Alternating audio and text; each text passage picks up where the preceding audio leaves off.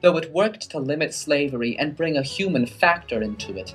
The Code Noir, by its very nature, spoke to sanction slavery, and the same Louis XIV who initiated the code also gave bounties to French slave traders, paying men for the number of slaves that they brought from Africa. Interestingly, although the slave trade was essential to the economy of the French Antilles, the French took in less slaves than any other major European empire with stakes in the Americas. France's economic dependency on slavery was neither unique nor new, and like other nations, they looked to the ancient world to justify slavery. Ancient texts mention systems of slavery, and Justinian's Code, the basis of Roman law, which had a great influence on later European law systems, set the precedent for lifelong slavery. During the Middle Ages, however, the system of slavery generally began to wane in favor of the feudal system. Serfs were related to slaves in that they were beholden to their masters, the lord of the manor, but unlike slaves, they also had the right to remain on their land. Serfdom and slavery actually suffered a decline with the rise of towns in Europe.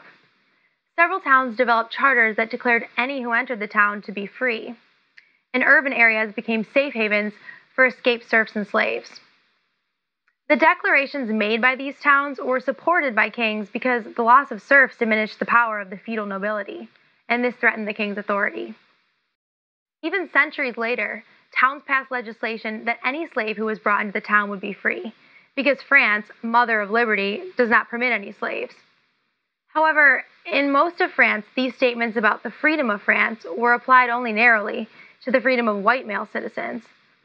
Although there was no law that expressed outright support for slavery, there was also no law that definitively outlawed slavery in France.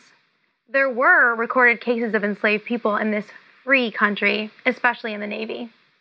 It seemed all this country needed was an economic motivation to overcome ethical arguments against slavery and begin an active support of the slave trade.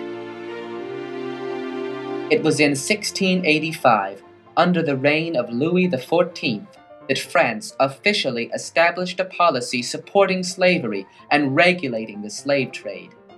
This law, which was active until 1789, was the first to define slavery. It decreed that any person born to a slave mother was automatically a slave. They had no status as citizens under the law and were granted no individual rights, except that masters were not supposed to abuse them. Throughout the 16th and 17th centuries, most Europeans accepted slavery as a cultural norm and supported their stance with a number of justifications.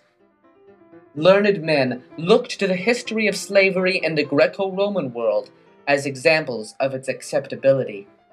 In his work Politics, Aristotle sets forth the idea of the natural slave, people who are destined to be slaves because of their inability to govern themselves.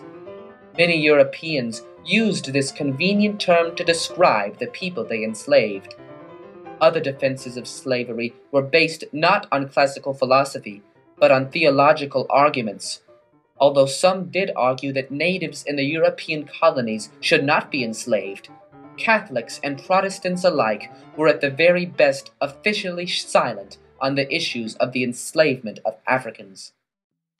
However, many of them spoke in support of the African slave trade because of the rampant idea that Africans were made specifically for harsh labor, and that it was honorable to spare the delicate natives and cultured whites from the ill effects of manual labor in favor of this tougher breed. For some advocates of slavery, the institution was thought to be a benefit to the enslaved, in that it allowed these people to be Christianized and placed under Christian authority. For others, the enslavement of Africans was the just punishment of God, who called Christians to reign over the heathens.